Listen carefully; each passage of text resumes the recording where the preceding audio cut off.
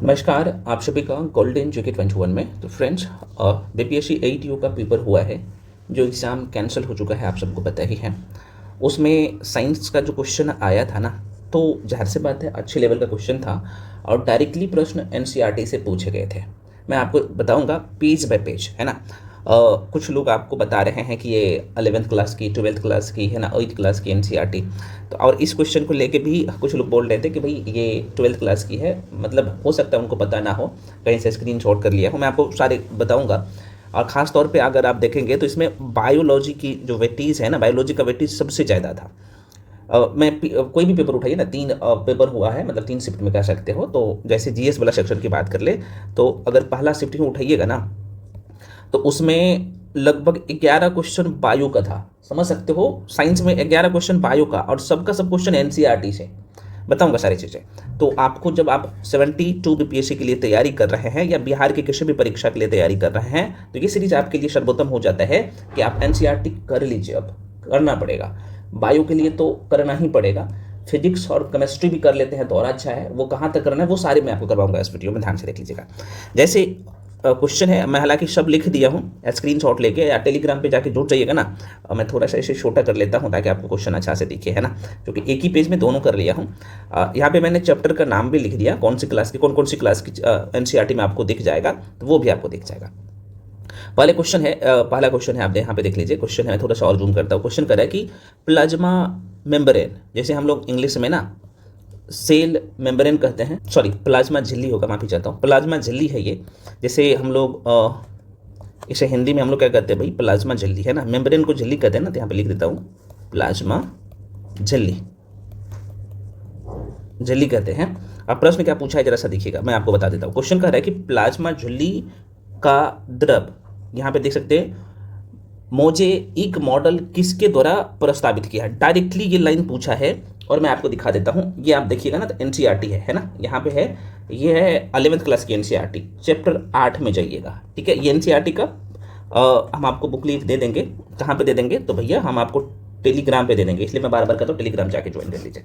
Chapter का नाम है कोशिका, और ये 9th क्लास की एनसीईआरटी में भी आपको दिखेगा एक चैप्टर, वहाँ पे भी आपको दिख जाएगा। देखो कह कि जीव की इकाई, चूंकि 11th क्लास की एनसीईआरटी में ना डेप्थ में दिया है चीज़ों को, बहुत आसान शब्दों में और डिटेल में दिया है। तो अब जैसे आगे बढ़िए, मैं आपको दिखाता हूँ।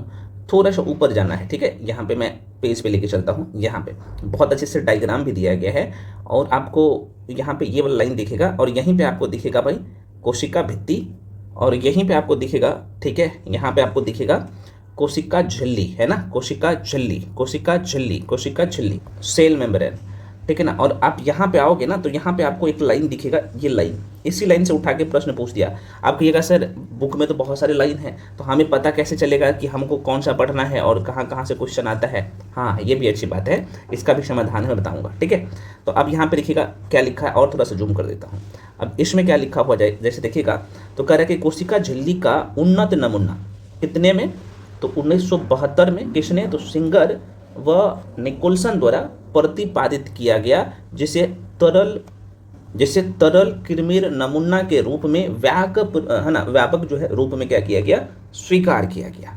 और कह रहा है कि चित्र संख्या आप जो है 8.4 पे देख सकते, जो कि ये तस्वीर आपको दिख रहा होगा यहाँ पे इसका, ठीक है, कृमिर नमूना यहाँ पे। अब देखिए, आपके काम आसान करने के लिए हम आपको एक चैप्टर पढ़ाए थे, सेल, कोशिका, है ना। मैं थोड़ा सा दिखाता हूँ भाई, सब कुछ आपको दिख जाएगा, है ना। इसमें 11th छठी से लेके 12th क्लास की एनसीईआरटी कवर किया गया है, ठीक है। मैं सारे क्वेश्चन दिखाऊंगा 1 to 1। ये बायो का वाला है, चैप्टर का नाम सेल है ना। एक एक करके मैं आपको दिखा देता हूँ, और हम ये पता है हाईलाइट कर दिए हैं, आपको पता है, ये यूट्यूब पे भी आपको इसका वीडियो मिलेगा। मैं आपको थोड़ा सा, गोल्जी का हो गया, लाइसोसोम हो गया, है ना, यहाँ पे कोशिका भित्ति हो गया, है ना, और कोशिका झिल्ली हो गया। आपको पूरा नहीं दिखना है। आप देखो, ये हम पता है आज नहीं लिखा है, हम आपको नोट दिए, ये नोट में करके लिख दिए थे, ठीक है। क्या लिख दिए हैं कि कोशिका झिल्ली का, है ना, उन्नतम नमूना, एनसीईआरटी का लाइन है। अब जाके देखिएगा बुक में, जाहिर सी बात है, जो लोग 4 बार 5 बार बुक को पढ़े हैं तो वो तो छांट के रख लेंगे, जो नहीं पढ़ेंगे वो उसको कहाँ से होगा। तो देखो भाई, ये नोट्स में ऑलरेडी मेंशन कर दिया गया है कि कोशिका झिल्ली का उन्नतम नमूना कितने में, तो 1972 में किसने, सिंगर व निकोलसन द्वारा प्रतिपादित किया, जिसे तरल कृमिर नमूना के रूप में स्वीकार किया गया। देखो मेरे भाई, बार बार मैं कह रहा हूँ, ये आज का नोट्स नहीं है ना, ये नोट्स जो तैयारी किया गया है बीपीएससी के लिए और बिहार के सभी एग्जाम के लिए, ठीक है ना। ऑलरेडी इसमें एनसीईआरटी का कंपाइलेशन है, दिखेगा तो देख सकते हो, यहाँ पे नोट्स में भी आपको दिख गया, और एनसीईआरटी कौन से बुक से था वो भी हम आपको दिखा दिए। तो आपको करना पड़ेगा इसमें, चूंकि क्वेश्चन वैसे वैसे निकाल के पूछता है। देखो यहाँ पे मैं आपको लिख दिया हूँ, जो लोग खुद से पढ़ रहे हैं पढ़ लीजिए एनसीईआरटी, टाइम है अभी आपके पास। जो लोग 72 बीपीएससी देने जा रहे हैं, है ना, 72 बीपीएससी, आपको अगर साइंस में अच्छा स्कोर करना है तो एनसीईआरटी अब पढ़ना ही पड़ेगा। या फिर आप किसी मेंटर का सहारा ले रहे हैं तो और अच्छी बात है यार, उसको देखिए, हाँ वो दे रहा है तो एनसीईआरटी वो कवर कर रहा है कि नहीं कर रहा है, वो भी आपको ध्यान रखना। अब यहाँ पे अगला क्वेश्चन मैं सब क्वेश्चन दिखाऊंगा, सारे क्वेश्चन दिखाऊंगा, ठीक है ना, अच्छे से अच्छे सारे क्वेश्चन लिया हूँ। आप ये मत बोलिएगा कि सर आपने सब क्वेश्चन लिए, सब क्वेश्चन लिया गया, मैं आपको दिखाऊंगा 1 to 1, है ना। तो फ्रेंड्स अगला क्वेश्चन है, क्वेश्चन कहता है कि आनुवंशिकी जेनेटिक्स के जनक के रूप में किसे जाना जाता है, ठीक है। तो इसका राइट आंसर क्या होगा, ये जो क्वेश्चन मैं बताया हूँ जेनेटिक्स के जनक के रूप में किसे जाना जाता है, तो ये तो आसान सा क्वेश्चन है, आपको लुसेंट अलग अलग बुक में भी मिल जाएगा, है ना, यहाँ पे आप देख सकते हो। हालांकि चैप्टर अगर मैं बात कर लूँ तो चैप्टर 8 में जाके देखिएगा, है ना 10th क्लास के एनसीईआरटी में वहाँ से मिल जाएगा, अभी मैं दिखा देता हूँ। और बायो में आपको 12th क्लास के एनसीईआरटी में भी मिलेगा, चैप्टर नंबर 5 में भी, ठीक है। तो दोनों जगह मिलेगा, तो क्यों ना भाई यार हम इसे जो ये वाला स्तर है उसको पूरा कर लें। अब देखिए बहुत अच्छे से डेप्थ में दिया गया है, 10th क्लास की एनसीईआरटी है ना, मेंडल का योगदान क्या क्या रहा है, और यहाँ पे लिख दिया है कि मेंडल को बॉक्स में देखिए, कहाँ पे, तो यहाँ पे बॉक्स में लिखा हुआ है, ठीक है, यहाँ पे देखिए। तो ग्रेगर जॉन मेंडल को डेप्थ में भी पढ़ सकते हैं, यहाँ पे इसके बारे में सारे इन्फॉर्मेशन आपको मिले, ठीक है।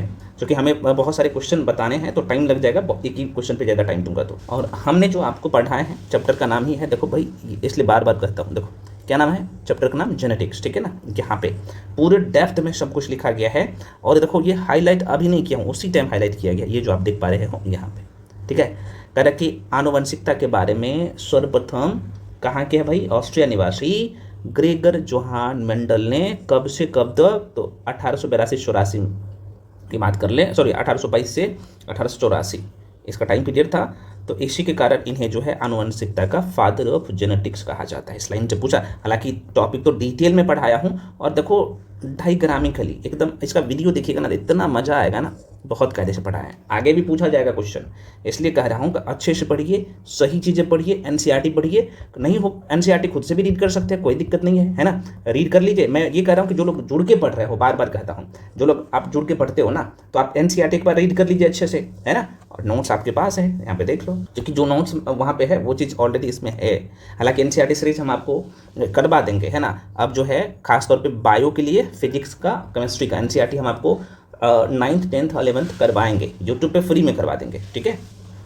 हो सकता है कल या परसों से शुरू हो जाए, एग्जाम से पहले, मतलब 15 दिन में पूरा करवा देंगे इतना, हाँ, लेकिन आप लोग का सपोर्ट रहा। तो सर फ्रेंड्स का रहता ये है कि सर हम आपके साथ जुड़ना चाहे बैच में तो कैसे जुड़ सकते हैं ना, चूँकि 72वीं बीपीएससी के लिए विथ एनसीईआरटी यहाँ पे मेंशन कर लीजिए, चाहे ज्योग्राफी पढ़िए, चाहे आप पोल साइंस पढ़िए, है ना, या आप साइंस पढ़िए, ये सब एनसीईआरटी पे बेस्ड आपको शॉर्ट नोट्स, एकदम क्रिस्पी नोट मिलता है ना। और आपने देखा ही है कि 71वीं में एईडीओ में डायरेक्टली क्वेश्चन आया है, 68 69 में, इसमें भी आएगा, इसमें और मेहनत, नोट्स में अपडेट किया गया है और मेहनत किया जा रहा है आप लोगों के लिए।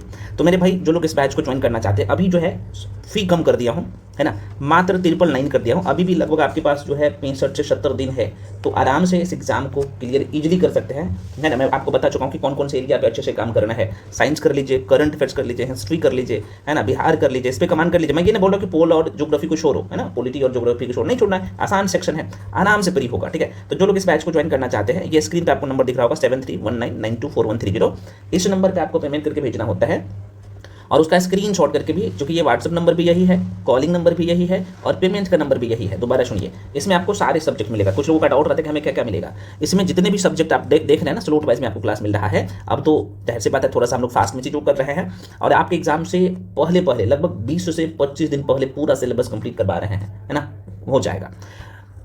एक बैच तो पूरा कंप्लीट हो गया, उसमें रिवीजन चल रहा है। जो लोग सबसे लास्ट जो बैच शुरू हुआ था तो उसमें आप ज्वाइन कर सकते हो। तो इसका फी मात्र जो है 999 है। तो इसमें सारे सब्जेक्ट आप देख सकते हो, history, Bihar special, Indian geography, है ना, सब सारे सब्जेक्ट, साइंस, करंट अफेयर्स, है ना, सब कुछ तैयारी करवाया जा रहा है। इसका वैलिडिटी आपके प्रीलिम्स एग्जाम तक रहेगा। आप एनसीईआरटी का लोगो देख रहे हैं, नोट्स देख रहे हैं, ये सब आपको मिलेगा। और उसके बाद जो है कुछ लोग बोल रहे हैं सर हम पॉलिटिकली हम लक्ष्मीकांत करवा दीजिएगा उसका शॉर्ट नोट, भाई उसका शॉर्ट नोट भी मिलेगा, उसमें एनसीईआरटी का भी कंपाइलेशन रहता है ना। तो जो लोग ज्वाइन करना चाहते हैं इस बैच को, इसी नंबर पर आपको पेमेंट करना होता है, उसका स्क्रीनशॉट करके इसी नंबर पर भेज दीजिएगा, उसके बाद हम आपको बैच में जोड़ देंगे। कोई भी इन्फॉर्मेशन चाहिए कोर्स के रिगार्डिंग तो आप इसी नंबर पर कॉल कर लीजिएगा, ठीक है। देखो भाई ये ऑफर सीमित समय के लिए है, तो जल्दी जाकर एडमिशन ले लीजिए, मतलब पेमेंट करके स्क्रीनशॉट करके भेज दीजिए, तुरंत आपको बैच में जोड़ दिया जाएगा, है ना। उसके बाद कितना भी पढ़ लेते हैं तो टेस्ट लगाना जरूरी है। और इस टेस्ट का खासियत ये है, देखो हम आपको सिर्फ 499 में कितना टेस्ट, तो 30 टेस्ट दे रहे हैं, ठीक है, समझ रहे हो। और ये लगाना जरूरी है। इस टेस्ट में हम क्या करवाएंगे, चाहे साइंस की बात कर लूँ या करंट अफेयर्स की बात कर लूँ या हिस्ट्री की बात कर लूँ या पॉलिटी की बात कर लूँ, तो जो एग्जाम का पैटर्न है और जिस टॉपिक से आयु क्वेश्चन उठा के पूछता है ना, वही टॉपिक से उठा के हम डालते हैं इस टेस्ट में क्वेश्चन। तो वहाँ से थ्योरी की क्लास कर लिए, यहाँ से मॉक टेस्ट लगा लिए, पीवाईक्यू लगा लिए, अब क्या करिएगा, क्वेश्चन तो वहीं से आना है ना, तो बस इतना कर लेते हैं तो आपका हो जाएगा काम। तो टेस्ट का फी जो है मात्र 499 है। तो जो लोग टेस्ट ज्वाइन करना चाहते हैं, अगर आपको लगता है कि मेरा तैयारी पूरा फुल हो गया है या फिर हमें दोनों ज्वाइन करना है तो आप कर सकते हैं। नंबर यही है, पेमेंट का नंबर वही है 7319924130। ऐसे पेमेंट करके भेजिएगा, उसके बाद हम आपको टेस्ट में भी जोड़ देंगे, ठीक है। चलिए फ्रेंड्स, तो अगले क्वेश्चन पे बढ़ते हैं। अगला क्वेश्चन है कि पौधे में जल का परिवहन मुख्य रूप से किस ऊतक के माध्यम से होता है ना। अब देखो आप खुद से करने जाइएगा तो आप 7th क्लास के एनसीईआरटी में ही ये मिल जाएगा। 9th क्लास के एनसीईआरटी में एक चैप्टर का नाम है टिश्यू, ऊतक का नाम है, चैप्टर का नाम क्या है भाई, ऊतक है, टिश्यू है, और उसे कर लीजिएगा, बस हो जाएगा, है ना। और देखो भाई नोट्स में भी आप कहेगा सर नोट्स में दिखा दीजिए। देखो मेरे भाई एक चैप्टर हम लोग कोशिका पढ़ते हैं ना, 9th क्लास के एनसीईआरटी में भी आपको दिख जाएगा ना।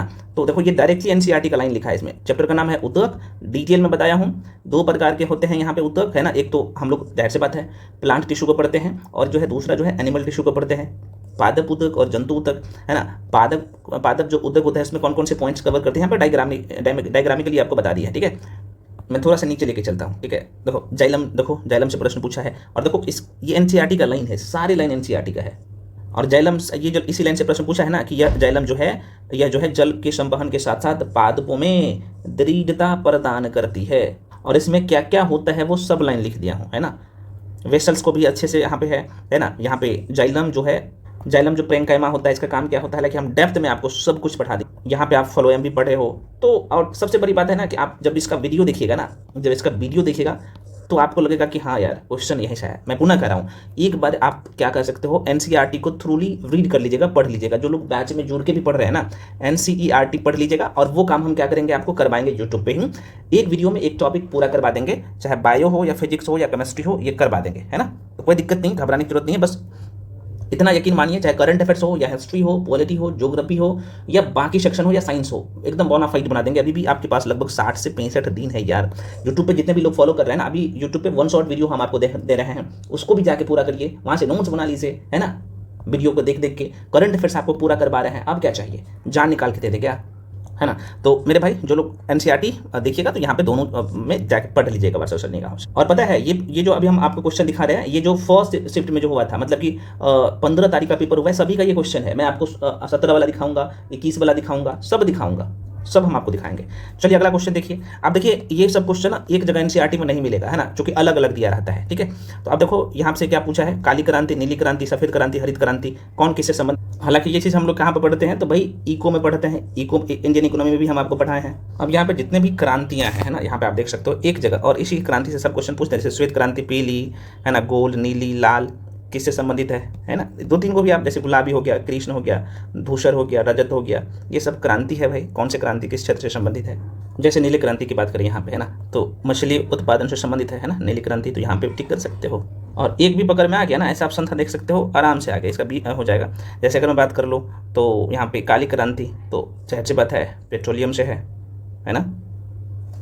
सफ़ेद क्रांति दूध उत्पादन से है, हरित क्रांति तो खाद्य फसल से है। तो बेसिक सा क्वेश्चन था, हालांकि ये इको का क्वेश्चन है, जो कि अभी इको का इंडियन इकोनॉमी का जो नोट्स आपको दिया गया है, तो वहाँ पे आपको। अब अगला क्वेश्चन देखिएगा, हालांकि वो बायो में का भी क्वेश्चन कह सकते हो, बायो में भी पूछता है। अगला प्रश्न है करे कि फ्लोएम में दाब प्रवाह, है ना, दाब प्रवाह परिकल्पना को निम्नलिखित में से कौन सा सबसे अच्छा समझा जाता है, ठीक है। अब क्या बोल रहा है, फ्लोएम परिवहन में।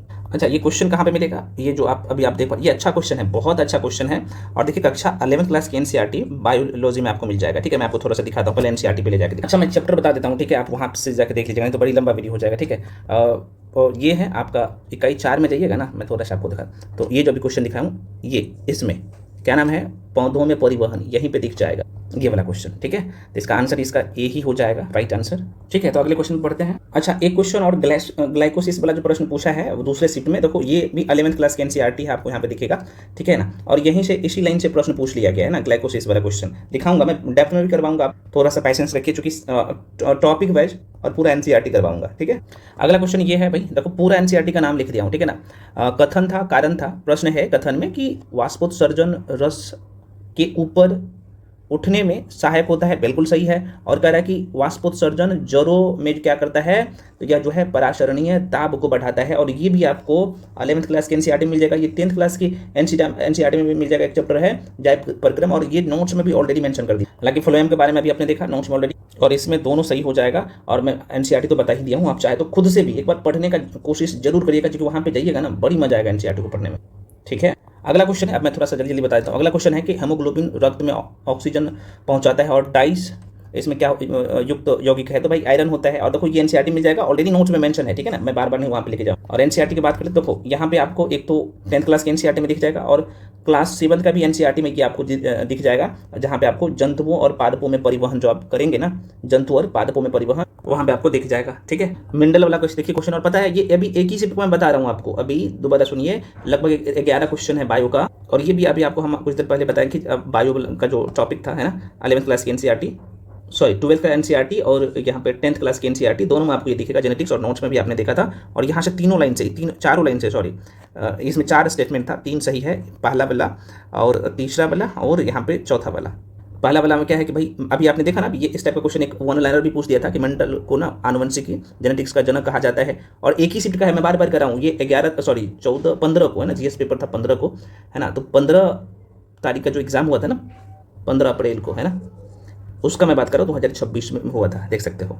और आपने सुना होगा कि यहाँ पे एक संकरीय में जो है F2 कितना, तो यहाँ पे आप देखोगे जिसे हम लोग फेनोटाइपिक कहते हैं ना, अनुपात कितना था, 3:1 होता है, ये बिल्कुल सही है। और लॉ ऑफ इंडिपेंडेंट असॉर्टमेंट का नियम केवल जो है विभिन्न है ना गुणसूत्रों पर उपस्थित लक्षणों के लिए ही जो है कार्य करता है, और ये एनसीईआरटी का लाइन है।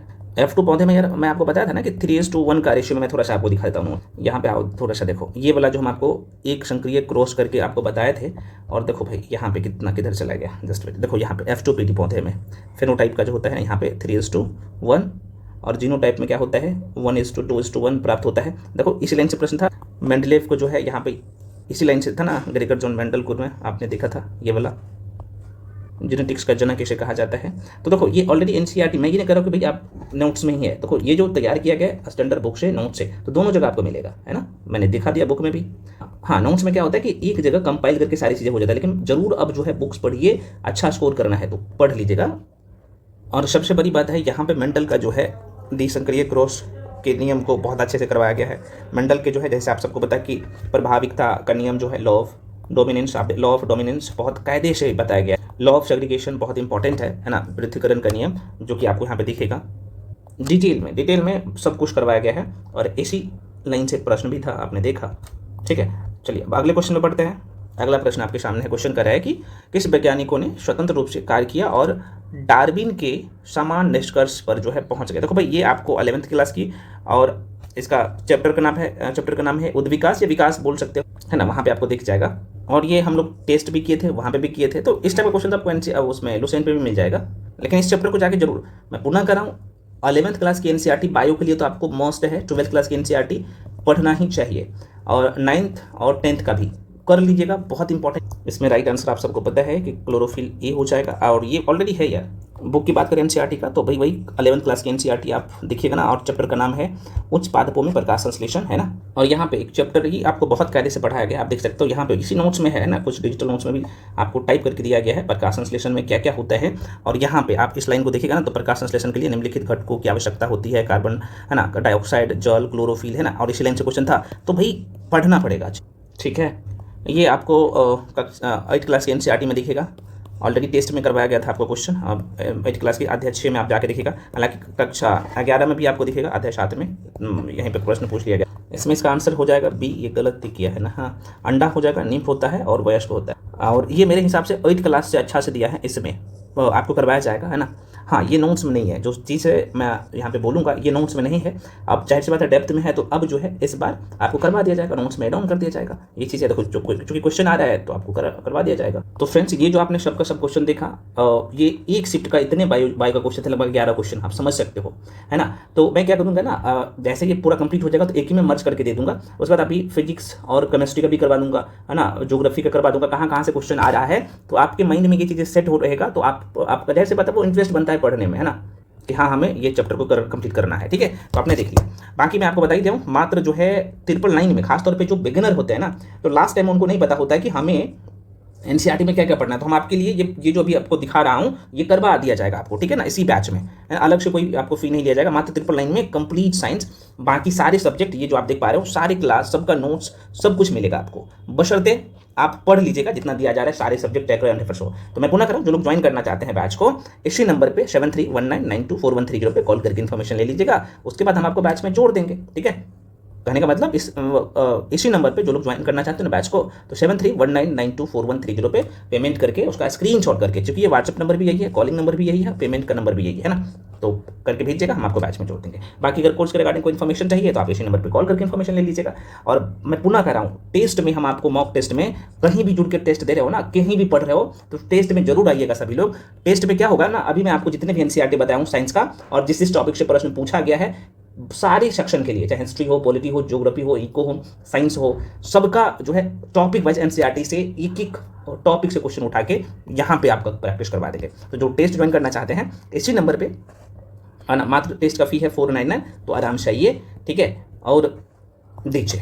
ठीक है, सब कुछ आपको ऑनलाइन ही मिलता है, ऑफलाइन कोई भी सुविधा नहीं है, जो कि आप सबको पता है। जो भी लोग आपके लिए काम कर रहे हैं, भाई बार बार हमें बताने की जरूरत नहीं है, कहीं ना कहीं सेलेक्ट है, तो टाइम का कंज्यूमिंग है, आप समझ ही रहे हो हम, तो इसलिए सब कुछ आपको ऑनलाइन ही मिल रहा है। ठीक है, मिलते हैं फ्रेंड्स अगले वीडियो में, और जो भी डाउट या कन्फ्यूजन है आप लोग कमेंट सेक्शन में कमेंट कर सकते हैं, और आपको सारे सेक्शन का हम आपको करवा देंगे। अभी तो ये एक शिफ्ट का था, पहला शिफ्ट का, सेकेंड, थर्ड, सब का करवा देंगे, कहाँ कहाँ से क्वेश्चन आया है। ठीक है, और आपको यहाँ से बहुत सारे क्वेश्चन, ये टॉपिक याद हो जाएगा, फिजिक्स भी, केमिस्ट्री भी, वो भी करवा देंगे, ज्योग्राफी भी करवा देंगे, करंट अफेयर्स भी करवा देंगे। हालांकि करंट अफेयर्स का मैं वीडियो डाल दिया हूँ, सारे फिर से अपलोड कर देंगे। मिलते हैं अगले वीडियो में, और सभी लोग टेलीग्राम जाके ज्वाइन कर दीजिएगा, इसका पीडीएफ मैं टेलीग्राम पे दे दूंगा। तो आपको क्या होगा ना, कि ये जो यहाँ पे लिख दिया हूँ टॉपिक का नाम और कौन सी क्लास की एनसीईआरटी है, तो आपको पढ़ने में सुविधा मिलेगा। ठीक है, तो ये टेलीग्राम पे मैं पीडीएफ का लिंक दे दूंगा। और एनसीईआरटी भी हम आपको दे देंगे, 7वीं, 8वीं, 9वीं, 10वीं, 11वीं, 12वीं क्लास की एनसीईआरटी, फुल एनसीईआरटी का पीडीएफ दे देंगे साइंस का। ठीक है ना, टेलीग्राम पे ही।